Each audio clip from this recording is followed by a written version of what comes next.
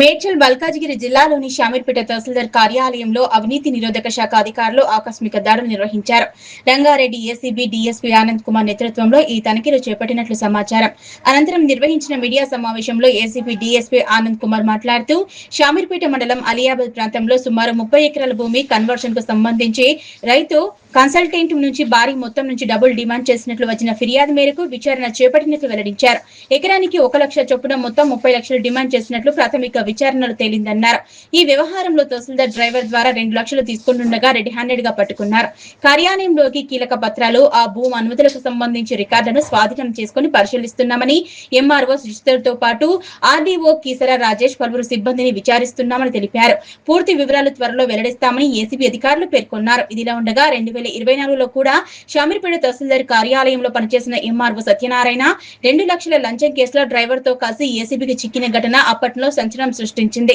తాజాగా మరోసారి అదే కార్యాలయంలో ఏసీబీ దాడులు జరగడం జిల్లాలో చర్చనీయాంశంగా మారింది. నమస్తే అండి, నా పేరు Anand Kumar, DSP ACB Rangareddy range.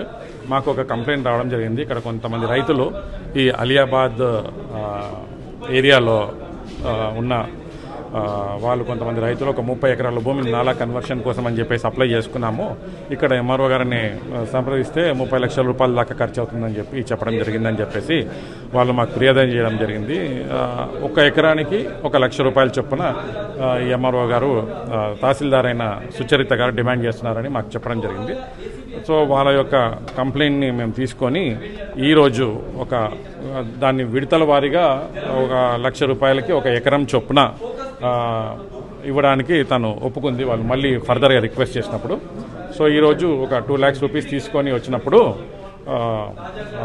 Red హ్యాండెడ్గా తహసీల్దార్ గారు వాళ్ళ యొక్క డ్రైవర్ ద్వారా డబ్బులు తీసుకుంటూ పట్టుబడడం జరిగిందండి. Thank you.